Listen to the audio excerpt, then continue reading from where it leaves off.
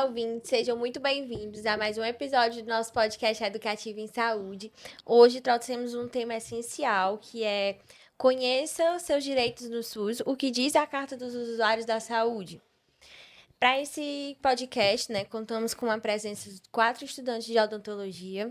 Oi, pessoal, sou Marília, sou estudante de odontologia daqui da Faculdade Paulo Picanso e é muito comum as pessoas olharem para o SUS e pensar que é um grande hospital público, mas ele é muito mais do que isso.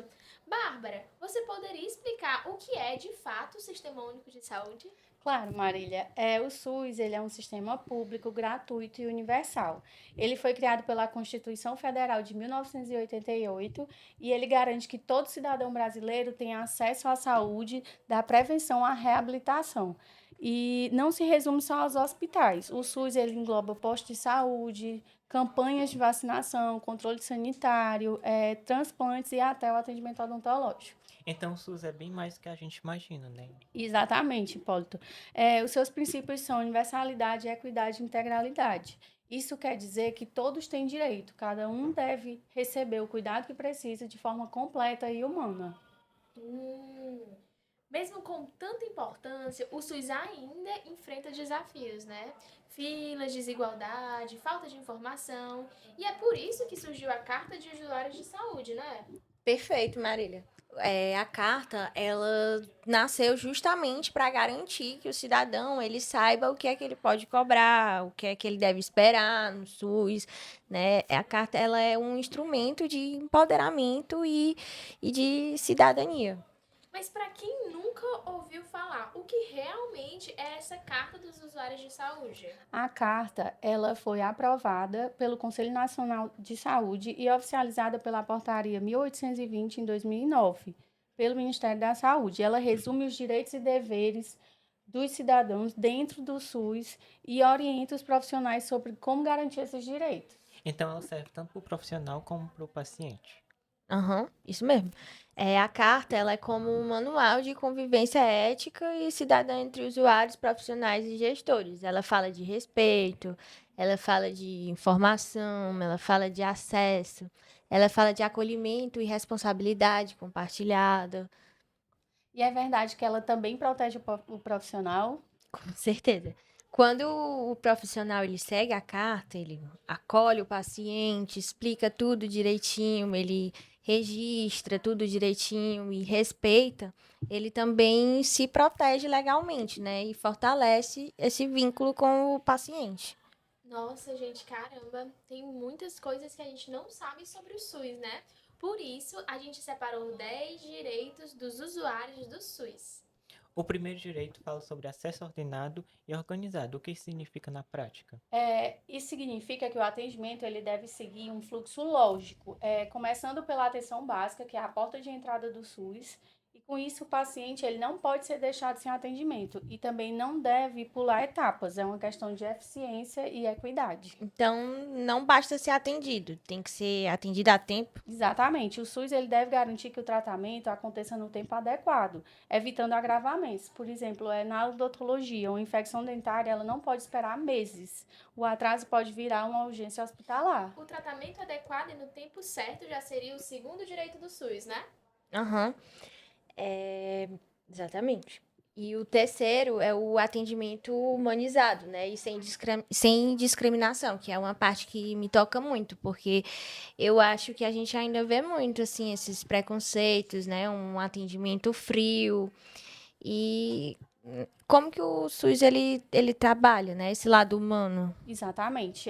O atendimento ele precisa ser acolhedor, respeitoso e sem discriminação. O paciente ele não é um número, ele é uma pessoa. Então ele precisa ser humanizado, ele precisa ser ouvido, precisa explicar, acolher, cuidar com empatia. É independente da aparência, da classe social, da condição dele. Mas aí, quanto ao sigilo? Porque às vezes as UBSs, elas são cheias, né? E o paciente, ele se sente exposto. Mas é o nosso quarto direito, o respeito à privacidade e à autonomia. É dever do profissional no SUS garantir a privacidade e a confidencialidade. Além disso, o paciente tem autonomia para aceitar ou recusar os procedimentos, desde que ele esteja bem informado. Então, sempre com uma informação clara e compreensível, nada de termos difíceis, né? Exato. O paciente ele tem direito a entender o que está sendo feito. Usar uma linguagem simples, analogias e materiais visuais ajudam muito. Tá, então a informação clara e compreensível, né? É o quinto direito. Mas e as receitas ilegíveis? O paciente ele tem direito à prescrição legível e completa, certo? São inaceitáveis as prescrições que não são legíveis, que não são compreensíveis, não são acessíveis. Toda prescrição ela deve ser clara, sem abreviações, com nome genérico, dose, modo de uso e assinatura. Isso protege o paciente e também o dentista. Em relação ao alívio da dor e à anestesia, nenhum paciente pode ser deixado com dor, certo? Correto. O SUS, ele garante o direito ao alívio da dor. Mesmo que o tratamento definitivo não seja imediato, a urgência, ela deve aliviar ali pelo menos o sofrimento com a analgesia, a anestesia adequada, que é o sétimo direito, né? Alívio da dor e anestesia. E a continuidade do tratamento, quando o paciente ele começa um tratamento e depois fica sem retorno. Aí, isso não pode acontecer, né? O usuário, ele tem direito à continuidade do cuidado, seja na mesma unidade ou por um encaminhamento. E a acessibilidade e a inclusão, como são esses direitos para as pessoas com deficiência? Elas têm direito à acessibilidade física e comunicacional, né? Tem direito às rampas, à sinalização, tem direito ao intérprete de Libras, materiais acessíveis, né? A exclusão por falta de estrutura, ela é, na verdade, uma violação de direito. O cidadão pode ter uma participação em controle social na gestão do SUS? Pode. Essa participação ela acontece por meio dos conselhos e conferências de saúde, onde qualquer pessoa pode opinar, propor melhorias e fiscalizar o sistema. É o chamado controle social, que fortalece o SUS e torna a população protagonista. Tá. Então, agora trazendo um pouco para o nosso campo, para a nossa área, né? Como que esses direitos, eles se refletem na odontologia? Virginia, eles se refletem de várias formas. O dentista, ele precisa acolher o paciente com empatia, explicar cada passo do tratamento, registrar tudo no prontuário, respeitar o consentimento e prescrever corretamente. O paciente também, por sua vez, tem o dever de seguir as orientações e comparecer às consultas. O respeitador, então, ele é essencial, né? Tipo, um paciente com pulpite, ele não pode sair da UBS sem anestesia, né? Exatamente, Virginia. O direito à analgesia é uma questão ética e humana. E se o usuário tiver o direito dele negado, o que é que ele pode fazer? Ele pode registrar a denúncia na ouvidoria do SUS, pelo número 135, na ouvidoria da Secretaria de Saúde da cidade. Também pode participar dos conselhos municipais de saúde, que são espaços abertos para qualquer cidadão. Essas participações são super importantes, né? Que elas ajudam a melhorar o sistema. Exatamente. O SUS se fortalece quando as pessoas entendem e cobram seus direitos.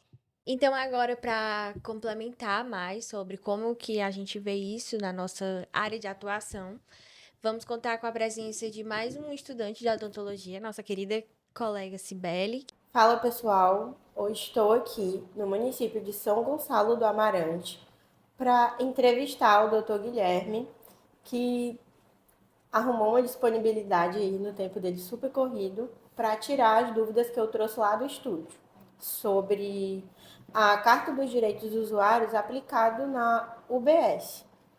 Seja muito bem-vindo, doutor Guilherme. Muito obrigado. Olá, pessoal, tudo bom? Bom, a primeira pergunta é como o senhor compreende a importância da Carta dos Direitos dos Usuários do SUS na prática odontológica dentro da atenção básica? Assim, a carta ela enfatiza que todos devem ter acesso ao sistema de saúde e, voltado mais para a odontologia, o cuidado com a saúde bucal e lembrando que o paciente não é só uma boca, que o paciente não é só dente, e em si ele é um paciente como um todo. E quais os princípios da carta o senhor considera mais desafiadores de garantir dentro do atendimento odontológico no cotidiano, na atenção básica? O que eu considero mais desafiador é a equidade. Porque, assim, a equidade é você dar mais a quem precisa mais. Só que nem sempre a gente consegue saber quem está precisando mais por algumas dificuldades, seja o acesso, o primeiro acesso, a primeira vez, às vezes até mesmo o conhecimento. Infelizmente, uma realidade de interior mesmo, de uma UBS de interior, são pacientes que têm realmente essa ausência do conhecimento, né? Que precisa cuidar dos dentes, que precisa escovar, que ainda tem aquele costume de cariar o dente, tirar. Então, é bem desafiador ao ponto de a gente conseguir triar esse pessoal, conseguir triar esses pacientes para poder dizer, ó, esse aqui é o que precisa mais, e esse aqui precisa menos, então vai atender primeiro esse. Quando consegue ter acesso a gente consegue, mas tem muita gente que não acessa por ignorância. A demanda também deve ser muito grande dentro da atenção básica. Muito, muito por quê? Porque é um acesso gratuito, né? Então, é uma demanda que é absurda. É uma coisa que é muito difícil de conseguir resolver todos os problemas com efetividade. É bem complicado. Então, acaba que dentro da atenção básica, o maior desafio, assim, é o atendimento universal e oportuno, né? Já nesse caso, englobar levar acesso, tipo, atendimento a todos, assim, é o maior desafio por conta da demanda. Também, mas a dificuldade da equidade é bem pior. Porque, como eu tô falando, tipo, é muito difícil, porque não tem como triar. E, tipo, não tem como a gente cobrar das agentes comunitárias de saúde triar esses pacientes, que elas não vão ter esse conhecimento. Então, acaba que a gente não consegue fazer a equidade levada, tipo, 100% a sério, porque a gente não consegue ter essa triagem desses pacientes, entendeu? Mas, basicamente, é isso. A terceira pergunta é de que forma o serviço odontológico da unidade busca assegurar o direito ao acolhimento e ao atendimento humanizado? Bom, assim, a gente busca garantir o atendimento mesmo para aqueles pacientes que não está marcado, mesmo para aqueles pacientes que tá com dor, que chega em caráter de urgência, pacientes que têm necessita de alguma atenção especializada, às vezes uma necessidade especial, paciente muitas vezes com autismo, síndrome de Down, e são pacientes que têm precisa de um certo manejo, né? Então, a gente tenta realmente, da melhor forma, se adaptar para a gente conseguir realizar o atendimento da melhor forma, que ele se sinta bem mais confortável. E falando de atendimento humanizado, quero até, inclusive, parabenizá-lo pelo reconhecimento na Câmara Municipal. Obrigado. Que eu fiquei sabendo, inclusive, de um caso de um paciente autista que o senhor atendeu no posto e que o atendimento foi super tranquilo. Como que é para o senhor trabalhar dessa forma, atender a população assim, né? Porque para ter esse reconhecimento e para as pessoas comentarem qual que é o segredo, como o senhor se sente com esse reconhecimento? Eu me sinto muito, muito feliz, muito grato, porque eu tenho a filosofia de vida que é o quê? De que a gente tem e tá aqui para poder servir. A gente está aqui para cuidar das pessoas. E se eu estou aqui para cuidar das pessoas, eu preciso fazer o meu máximo. Eu preciso cuidar da melhor forma que eu puder dar. Então, cada atendimento, cada pessoa que entra, cada paciente, eu dou o máximo. Eu não faço, não vejo o paciente só como um dente, só como como uma boca, como o lábio, não. O paciente, para mim, é especial. O paciente, para mim, é como se fosse um familiar meu. Cada paciente que entra, eu já tenho aquele olhar de muito carinho e que eu quero, através da odontologia, mudar a vida daquele paciente. Seja qual for o procedimento, mas que eu consiga melhorar pelo menos o dia dele, entendeu? Então, seja fazendo um procedimento de restauração, às vezes de trauma, um paciente que já levou uma pancada no dente, fica aquela vergonha.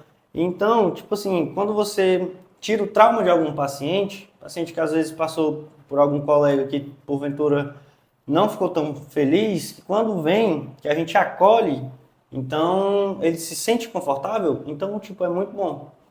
Para a gente mostrar, até para que as pessoas saiam da cultura de que ir para o dentista é sofrimento, de que ir para o dentista é só dor. E sim que dá para poder ser um atendimento mais humanizado, um atendimento mais confortável. E, nesse caso, quais os serviços que a gente consegue encontrar na unidade de atenção básica? Na atenção básica, a gente consegue fazer, como o nome já diz, é básico. Então a gente faz restaurações, profilaxia, orientação de higiene bucal nas escolas, escovação supervisionada tanto na escola como no consultório, acesso de canal quando o paciente chega com um atendimento para urgência, está com dor, está com aquela pulpite. Então, quando já dá, a gente já faz o acesso do canal para poder aliviar a dor do paciente e as extrações, né? Extrações simples, porque quando é extrações mais complexas, aí a gente precisa encaminhar para o CEL. E, doutor, em caso de emergência, como que funciona? Em caso de dor, quando o paciente está com dor, seja dor ou seja trauma, né, como falei, porque às vezes o paciente leva uma pancada, é muito mais comum com criança. Tá brincando, cai, quebra o dente, às vezes não dói, mas quebrou, então a gente acolhe, com certeza, então a gente faz o procedimento que precisa ser feito. O atendimento de urgência a gente já finaliza, se caso finalize em um só atendimento. E a gente, se porventura tenha mais coisas para fazer que não seja do caráter da urgência, a gente pede para poder estar seguindo o protocolo de agendamento, para a gente dar continuidade. Como é realizada a escuta das demandas e as necessidades dos pacientes, respeitando o direito à informação e à autonomia nas decisões sobre o tratamento odontológico? Tu diz do tratamento em si, tipo, dentro do o paciente, eu quero fazer isso. Como que funciona? Como é que funciona? A gente segue uma ordem, né? Eu particularmente gosto de seguir a ordem de quê? Eu vejo qual o procedimento que o paciente mais necessita daquele momento e aí a gente vai do mais urgente para o menos urgente, entendeu? A gente começa. Se tem um dente que precisa extrair, então, e tem outro ali que só é para fazer uma simples restauração, a gente faz primeiro a extração para poder eliminar o foco de infecção, depois a gente vai estar fazendo ou no mesmo atendimento, caso dê, ou no atendimento posterior para poder estar finalizando o tratamento. Então, durante a anamnese já é explicado Já. qual que é o problema, o Já. diagnóstico. Já, porque assim, a gente tem que até na faculdade, a gente tem também que é o odontograma. O paciente veio a primeira vez, a gente preenche todo o odontograma, dente por dente, fala qual que é o plano de tratamento do paciente, e aí ele já vem. Você vai vir tal dia para fazer isso, terminou, no outro dia você vai vir para fazer isso, entendeu? A gente já dá todo o passo a passo para ele. O paciente já sabe. Então, ali mesmo já sabe qual que é o diagnóstico. Sim. E também as opções de tratamento. Sim. A gente já passa todo o planejamento. Quais as ações ou protocolos a equipe adota para garantir o acesso equitativo aos serviços de saúde bucal? Porque o senhor não atua sozinho na unidade básica de saúde nessa área da odonto, né? Existem outros profissionais envolvidos junto com o senhor. No caso, como é que funciona lá? Os pacientes procuram os agentes comunitários de saúde, certo? Os agentes de saúde preenchem um Google Forms, um formulário, para a gente poder criar uma lista de espera e aí nós vamos. Eu chamo o paciente para a primeira vez e aí o paciente fica em tratamento. Quando concluir, abre outra vaga e assim a gente vai chamando, certo? E a gente tem esse fácil acesso dos pacientes com os agentes comunitários de saúde. Então, é uma parceria que a gente tem de equipe, um trabalho em equipe, para que isso funcione da melhor forma. Entendi. Então, é realizado também ações em escolas? Sim. A gente tem o PSE, né, que é o Programa de Saúde da Escola, que aí envolve também até outro ministério, não só o Ministério da Saúde, mas o Ministério da Educação também. Então, a gente tem essa parceria com as creches e escolas e a gente vai até lá para poder fazer aplicação de flu, orientação de higiene bucal, escovação supervisionada. Então, a gente faz essas ações, essa busca ativa dos pacientes. E quando a gente faz essas ações, a gente aproveita até para poder fazer uma triagem lá. Aluno, fulano de tal, precisa de tratamento tal. A gente já vai anotando e passa a relação no nosso caso, né? A gente passa a relação para a diretora que comunica, passa para a escola comunica os pais e os pais comunicam as agentes de saúde e a gente vai chamando. Então, é algo que vai além ali Vai das além. 4 paredes do Vai posto muito de além. saúde. E, na sua experiência, quais são as principais dificuldades enfrentadas para efetivar os direitos dos usuários previstos na carta dentro da realidade da atenção primária? Olha, eu acredito que assim, aqui é bem tranquilo essa questão do atendimento. O que é difícil? O que é difícil é porque a própria comunidade os pacientes eles não conseguem entender 100% o fluxograma. E muitas vezes eles querem que funcione na hora deles. Entendeu? Tipo, eu quero vim aqui, quero atendimento, mas aí a gente explica. Passa todo o protocolo, como é que funciona. Aí alguns entendem, alguns ficam meio chateados, mas a gente vai organizando aos poucos para funcionar. Em relação a recurso, aos materiais odontológicos necessários, é muito ok também? Ou tem essa questão da falta? Aqui a gente, como eu costumo falar, que a gente fica bem confortável com relação aos materiais em si. Acredito que a única dificuldade da gente aqui hoje é a questão da energia, que não consegue suportar o raio-x, então a gente acaba que tem só alguns postos que conseguem estar fazendo um raio-x periapical, não são todas as unidades que fazem. Aí acaba que atrasa um pouquinho mais, porque o paciente que vinha para o procedimento, se tivesse raio-x, fazia o raio-x ali e já resolvia. Não, aí a gente solicita o raio-x, o paciente vai fazer, para depois outro dia voltar, então acaba que fica um pouco mais chato. Mas com relação ao material mesmo, assim, de insumo, consumo, bem tranquilo. Como o senhor lida com as situações em que o paciente se sente desrespeitado ou tem dúvidas sobre os seus direitos no SUS? Porque o senhor acabou de mencionar que, às vezes, por uma falta de informação mesmo, o paciente acaba que não entendendo como funciona todo o fluxograma e aí acaba ficando chateado, né? E então, como lidar nessa situação? Eu acredito que assim, tudo é na base da conversa, tudo é um diálogo. Quando a gente mostra o fluxograma na prática, como é que funciona, os pacientes já conseguem absorver. Alguns que são, porque por natureza mesmo, tem uns pacientes que são mais difíceis de trabalhar mesmo, aí eles acabam que são um pouco mais resistentes, eu não concordo, não sei o que, vou reclamar. Então, tipo assim, a gente tem também um canal muito bom, que é a ouvidoria. E a gente segue aberto às opções, às sugestões, na verdade. Então, se o paciente se sentiu desconfortável com a forma do atendimento, pode botar sugestão na ouvidoria, a gente escuta, a gente tenta moldar, tenta organizar, que inclusive essa alteração do agendamento agora que a gente está fazendo na unidade que eu trabalho, foi justamente por conta de uma demanda da ouvidoria. reclamou que tipo, não, a gente não consegue acessar, eu consegui, mas não consegui retorno fácil, demorou. Aí a gente pensou na melhor forma e inclusive agora a gente está seguindo esse fluxograma que eu falei e atualmente está dando muito certo. Os pacientes que são mais resistentes, quando a gente explica mesmo o fluxograma, eles já conseguem entender. Mas é importante enfatizar que ninguém sai de dentro da unidade com dor, né? Não. Mas aí são duas coisas diferentes. Existe o atendimento eletivo, de demanda, né, de agendamento, e existe o atendimento de urgência, que é aquele paciente que sentiu a dor, está com muita dor, não consegue. Então vai lá e a gente consegue resolver a dor.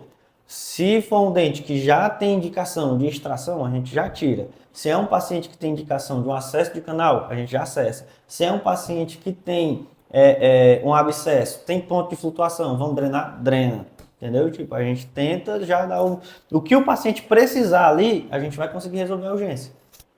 E vale lembrar também, o senhor falou a respeito da energia, de como que as coisas funcionam diferentes em diversas, vai variando de cidade para cidade, né? Varia de UBS para UBS. Tá. A diferença é essa, que tipo assim, até mesmo essa questão do agendamento, o fluxograma do agendamento que eu tenho lá no posto do lado, em frente, é outro fluxograma, totalmente diferente, entendeu? Essa questão do fluxograma é bem exclusivo nosso. Cada um vai montando e vai moldando, por quê? Porque a realidade das comunidades são diferentes, então entendeu? Vai moldando de acordo. Tem comunidade que, tipo, que o posto é muito próximo da comunidade. Então, qual é a forma de agendamento lá? Quem precisa faz o agendamento com a própria equipe de saúde bucal de lá. Já procura auxiliar ou dentista, eu queria marcar, pronto, você fica marcado para tal dia. Já tem canto que não dá, que não é essa a realidade. Por quê? Porque é afastado, entendeu? Tem canto que a gente precisa tirar 1 ou 2 dias ali por semana para atender exclusivamente a localidade que o pessoal vem de longe, top pick, entendeu?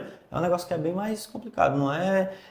O fluxograma que eu estou falando não é que é universal, que todo mundo usa assim, entendeu?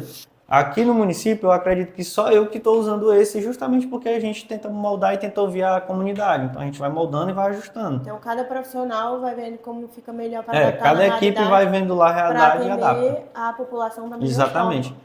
Até porque a gente tem indicadores para bater. A gente tem, que são os indicadores? São metas, né? Então, para a gente bater essas metas, a gente precisa se adequar e organizar o atendimento para que a gente consiga bater essas metas. Então, o que acontece? Cada equipe vai ver a melhor forma de bater as metas. Então, vai ter o fluxograma diferente. Entendi. E de que maneira o trabalho multiprofissional na UBS contribui para o cumprimento dos direitos dos usuários, especialmente no cuidado integral em saúde bucal?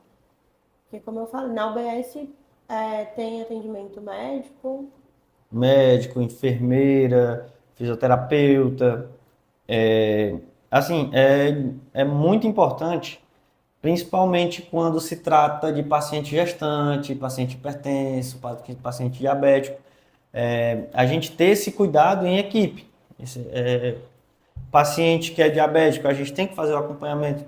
Quando a gente vai ver lá todos os sinais, né, fazer a triagem dele.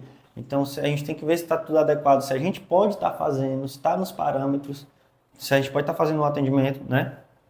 Então, se não tiver, é um tratamento eletivo, a gente orienta a procurar o atendimento médico, ajustar todos o sistema dele. Então, depois que organiza tudo, aí volta para o atendimento com a gente. Conta também com o apoio de assistência social, né? Também. Então, Também. Nesse caso, fica enfatizado de que o trabalho em equipe é muito importante para garantir a saúde do paciente de forma geral. E para a gente fechar, né, esses questionamentos, essas dúvidas que a gente trouxe aqui, na visão do senhor, o que poderia ser aprimorado no SUS para fortalecer a efetivação dos direitos dos usuários no campo da odontologia? Qual ponto, assim, o senhor acha que se melhorasse, iria... Para melhorar o acesso? Assim, basicamente, o que acontece? Ao mesmo tempo em que eu acho que a gente tem uma demanda muito grande, a gente tem uma demanda em que nunca vai saciar. Por quê? Porque hoje eu sou um dentista, um auxiliar e a gente tem 3.900 pessoas cadastradas na unidade. Isso fora os que não são cadastrados, né? Fora o que vem de outro município. Como a gente trabalha em uma região fronteira, então acaba que vem pacientes das cidades vizinhas, né? São Luís do Curu, Pentecoste, então é bem frequente. E é muito importante. E o que essas acontece? pessoas não ficam sem Não, sem atendimento. atendimento não pode. Por quê? Porque o SUS é universal, entendeu?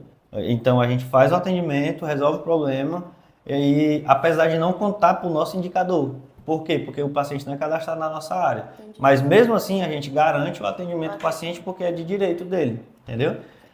E ao mesmo tempo em que eu vejo que o problema é a demanda, a quantidade de pessoas, eu sei em que se a gente colocar outro dentista, outra equipe de saúde bucal, ainda não vai ser suficiente. Por quê? Porque se você colocar outro dentista, vai ter mais de paciente. Vai colocar outro, vai ter mais paciente. Entendeu? É uma coisa que é um looping sem fim.